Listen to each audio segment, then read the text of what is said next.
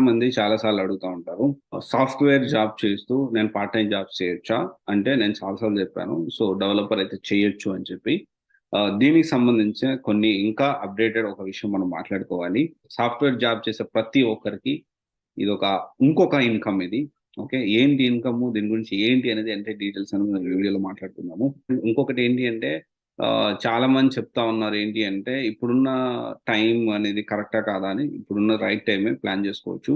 And ఈ మధ్య అసలు ఏంటి అంటే ఫ్రెషర్‌గా అంటే చాలా మంది కోడింగ్ నేర్చుకోవడానికి ఎందుకు మనం ఆలోచిస్తామో చాలా ఒకసారి రీకన్సిడర్ చేసుకోండి.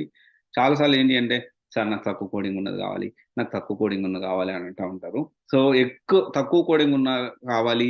ఎక్కువ టెక్నికల్‌గా నేను కష్టపడను. తక్కువ టెక్నికల్లీ నేను వెళ్తాను అంటే వాళ్ళందరూ కూడా గుర్తుపెట్టుకోవాల్సిన విషయం ఏంటి అంటే, నువ్వెంత టెక్నికల్‌గా తక్కువ వెళ్ళాలి అనుకుంటే, అంత ఎక్కువ అవర్స్ నీతో వర్క్ చేయించుకుంటారు. ఎందుకంటే చాలా రొటీన్ వర్కు. ఒకవేళ నువ్వు చేయకపోతే ఇమ్మీడియేట్‌గా ఇంకోడున్నాడు వాడు చేస్తారన్నట్లు. సో, ఒక రకమైన నీ మీద ఫోర్స్‌ఫుల్‌గా ఎక్కువ గంటలు నీతో పని చేయిస్తారు.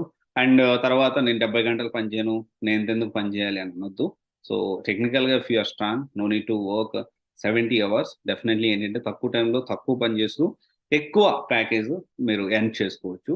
ఇదైతే మనం గుర్తుపెట్టుకోవాలి. అయితే ఇక్కడేంటి అంటే ప్రతి సాఫ్ట్‌వేర్ ఉద్యోగి ఖచ్చితంగా ఇదొక ఇన్‌కమ్ అవుతుంది మీరు చేసుకోగలిగితే. ఓకే. ఏంటి అంటే మనం ఫస్టు ఒక విషయం తెలుసుకోవాలి.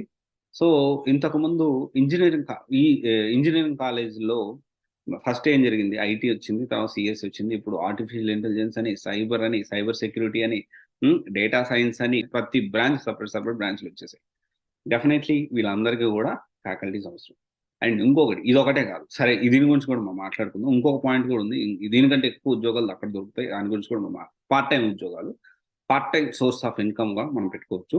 సో, ఇక్కడ ఆల్‌మోస్ట్ ఏంటి అంటే ప్రతి కాలేజీలో దీనికి సంబంధించిన కోర్సెస్ అయితే ఇంట్రొడ్యూస్ చేశారు. డెఫినైట్‌లీ టెక్నికల్ పీపుల్ కావాలి అని చెప్పి రీసెంట్‌గా యూనివర్సిటీస్ అన్నీ పాస్ చేశాయి.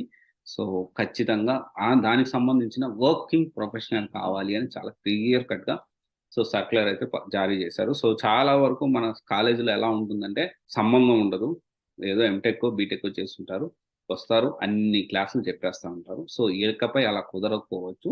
ఎస్పెషల్లీ మెషిన్ లెర్నింగ్ గాని, డేటా సైన్స్ గాని, ఈ ఆర్టిఫిషియల్ ఇంటెలిజెన్స్ గాని, సో, సైబర్ సెక్యూరిటీ ఇలాంటి కోర్సెస్ అండ్ ఇలాంటి బ్రాంచెస్ ఏమన్నా ఉంటే సో, డైరెక్ట్‌గా ఏదో ఫ్యాకల్టీ చెప్తే ఒప్పుకునే పరిస్థితి అయితే ఉండదు. ఇదొక పాయింట్. సో, ఇక్కడ అన్నీ గూడా మనకొక సోర్స్ ఆఫ్ ఇన్‌కమ్ అనేది ఉంటుంది. మనం జాబ్ చేసుకుంటూ ఈ విధంగా టీచింగ్ ఫీల్డ్‌లో వెళ్ళొచ్చు.